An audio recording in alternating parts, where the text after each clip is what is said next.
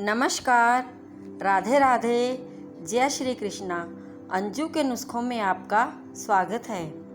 आज मैं आपको इस वीडियो में बताऊंगी कि श्राद्ध पक्ष जो चल रहे हैं, इन 15 दिनों में जो रोज़ एक अध्याय सुनता है, पढ़ता है या सुनाता है, तो भगवान श्री हरि उसकी हर मनोकामना पूर्ण करते हैं और उनके जो बुजुर्ग पितृ देवलोक में रहते हैं, उनको उनकी आत्मा को बहुत शांति प्रदान करते हैं। तो हम वीडियो को शुरू करते हैं। दूसरा अध्याय। श्री ओम नमो भगवते वासुदेवाय विश्वेश्वराय आदि पुरुष अपरंपार अलेख पुरुषाय नमः। जगत बंधु ज्योति स्वरूप जिया की जाननहार, हरि यश मांगने आया दास प्रभु के द्वार। दूसरा अध्याय सांख्य योग। संजय राजा धृतराष्ट्र से कहने लगे, इस प्रकार दया से परिपूर्ण, अश्रु से भरी व्याकुल आँखों से देखते हुए दुखित हृदय अर्जुन से मधुसूदन कहने लगे, हे अर्जुन, ऐसे विकट समय में यह मोह कहाँ से आया? ऐसा मोह क्षुद्र पुरुषों का होता है। इससे न परलोक में स्वर्ग मिलता है और न जगत में कीर्ति होती है। हे पार्थ, तू कायर मत बन, तुझे यह उचित नहीं है। हृदय से नीचे बुद्धि का त्याग कर उठ खड़ा हो। अर्जुन ने कहा, हे मधुसूदन, मैं संग्राम में भीष्म पितामह, द्रोणाचार्य आदि गुरुओं से युद्ध कैसे करूँगा? हे शत्रु निकंदन, ये दोनों पूजा के योग्य हैं, इन पर मैं बाण कैसे चलाऊं?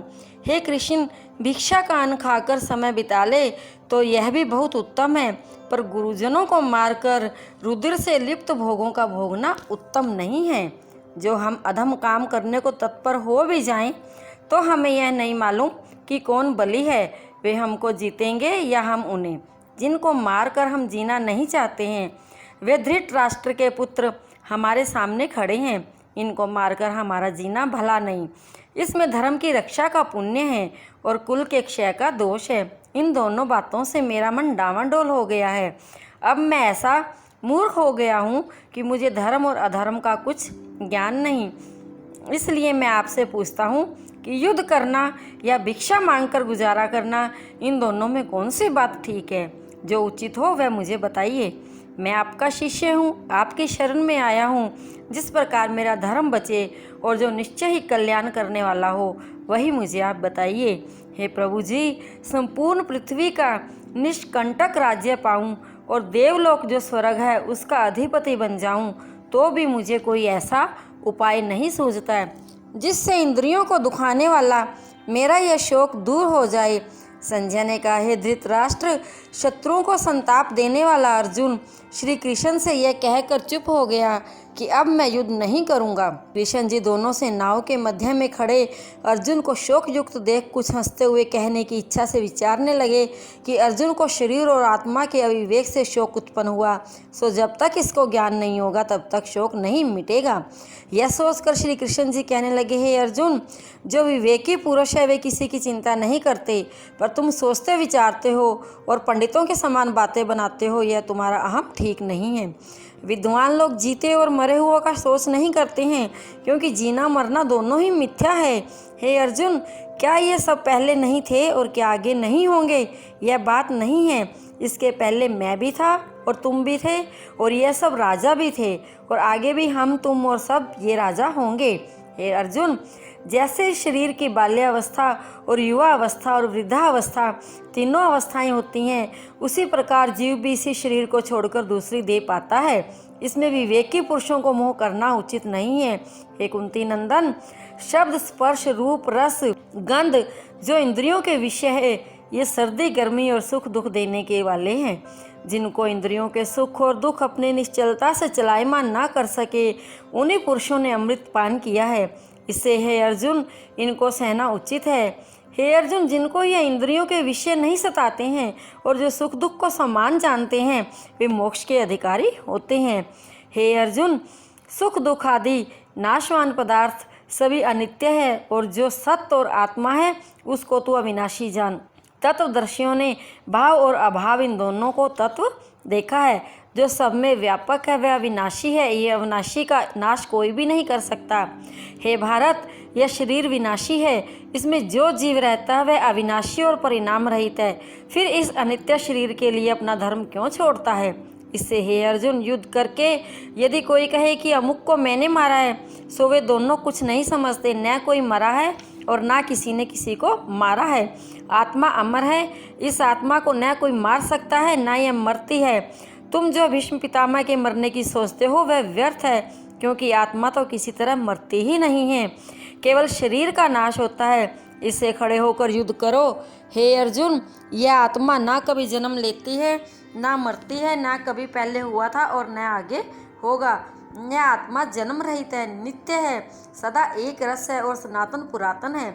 शरीर के नाश होने पर भी आत्मा का नाश नहीं होता है। इस आत्मा को अविनाशी, नित्य, अजन्मा, अविकारी समझता है। वह किसको मरवाता और किसको मारता है।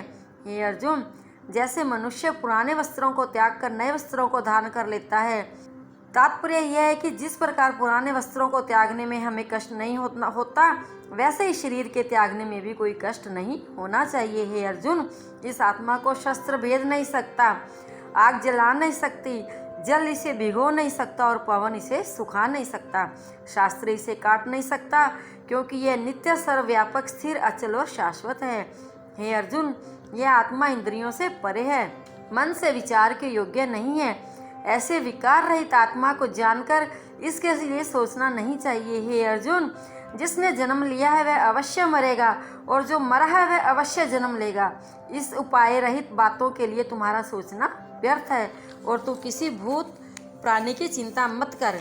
हे भारत, मनुष्य आदि प्राणी जन्म लेने से दिखाई नहीं देता है और न मरने के बाद प्रकट होता है। केवल जन्म मरण के बीच वाली मध्य अवस्था में जो दिख पड़ते हैं, तो ये सोचने की बात ही क्या है। अर्जुन, कोई भी तो इस आत्मा को आश्चर्यचकित होकर देखती हैं, कोई आश्चर्य से कहती हैं और आश्चर्य से सुनती हैं, और कोई इसे सुनकर भी नहीं समझती हैं। यह आश्चर्य क्या है जिसका कुछ निर्णय ना किया जाए कि ये क्या है। हे भारत, सबके शरीर में जो आत्मा है वह अविनाशी है, फिर इनके लिए तुम्हारा सोचना व्यर्थ है। फिर जो तू अपने क्षत्रिय धर्म पर विचार करे तो भी तुझे डरना नहीं चाहिए, क्योंकि क्षत्रिय के लिए युद्ध से उत्तम कोई धर्म नहीं है। हे पार्थ, यह समय अपने आप उपस्थित हो गया है। युद्ध काल में स्वर्ग का द्वार खुल जाता है। पुण्यवान क्षत्रियों को ही युद्ध समागम मिलता है, वे सीधे स्वर्ग को जाते हैं। जो तू क्षत्रिय होकर संग्राम नहीं करेगा तो तेरा धर्म भी छूट जाएगा और कीर्ति भी जाती रहेगी और तुझे पाप भी लगेगा। मनुष्य तुझको सदा बुरा कहेंगे। देखो, प्रतिष्ठित पुरुषों को अब कीर्ति मरने से भी बुरी है। ये सब महारथी योद्धा तुझको रणभीरू कहेंगे। जो तुझको बड़ा मानते हैं उनकी दृष्टि में तू बलहीन हो जाएगा और यही तेरे तुझसे अनकहनी बातें कहेंगे और तेरे बल पौरुष की सदा निंदा किया करेंगे।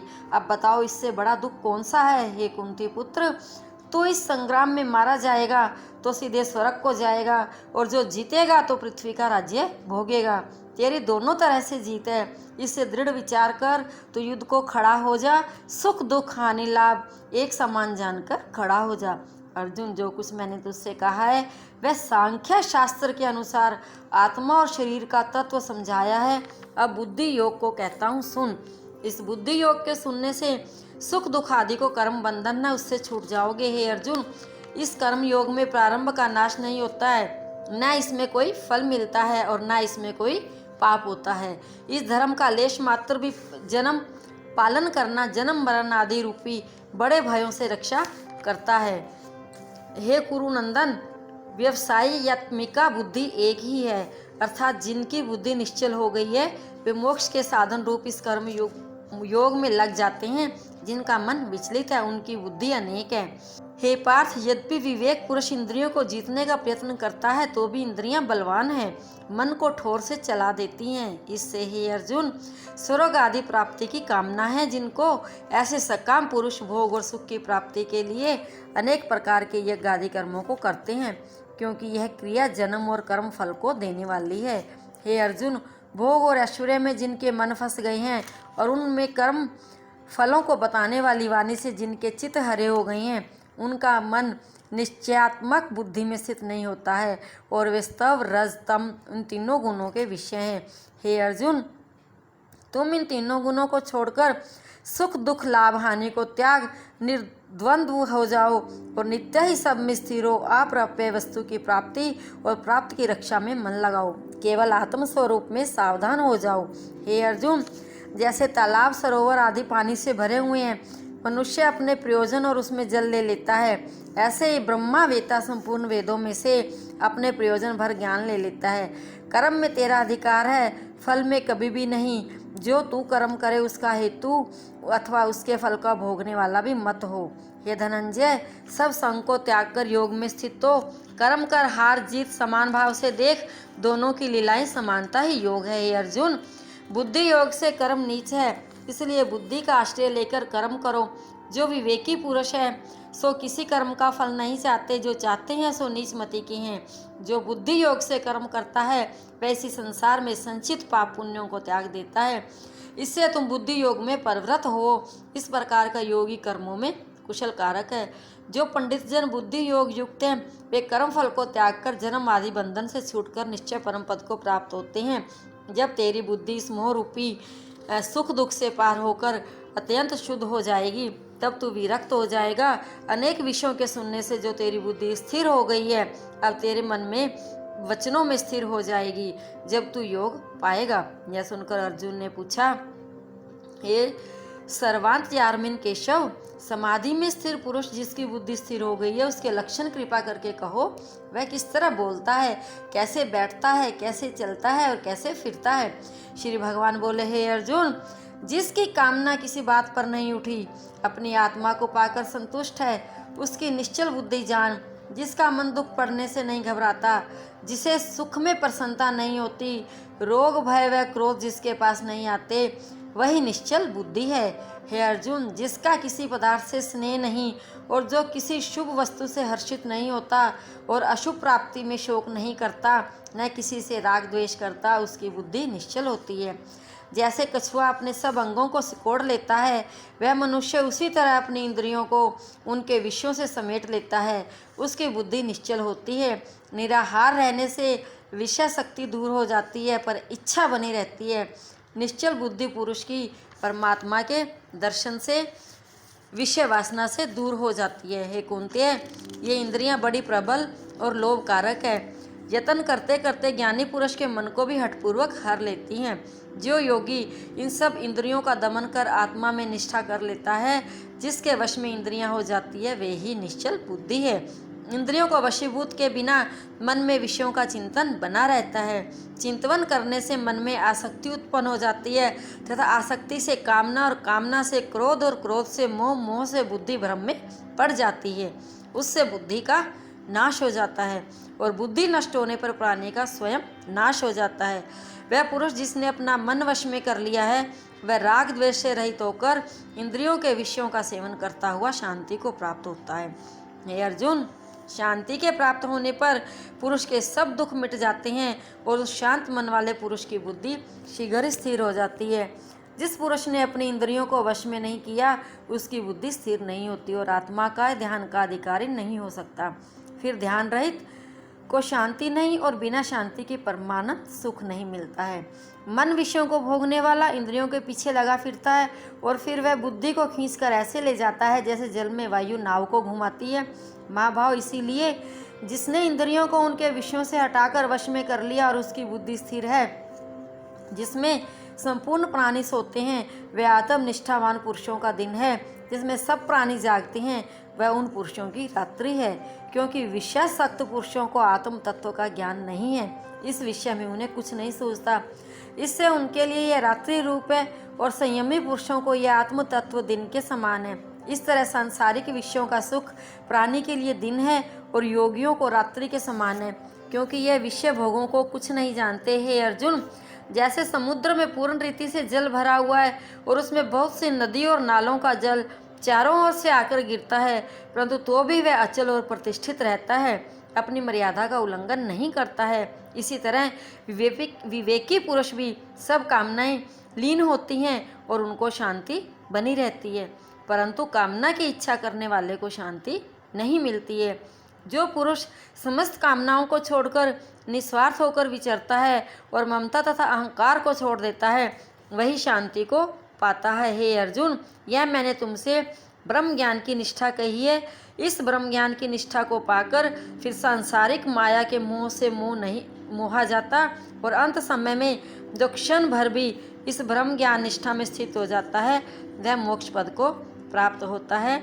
इति श्रीमद्भागवत गीता 2य अध्याय समापन। भजमन नारायण नारायण हरि हरि, श्रीमन नारायण नारायण हरि हरि, श्रीमन नारायण नारायण हरि हरि।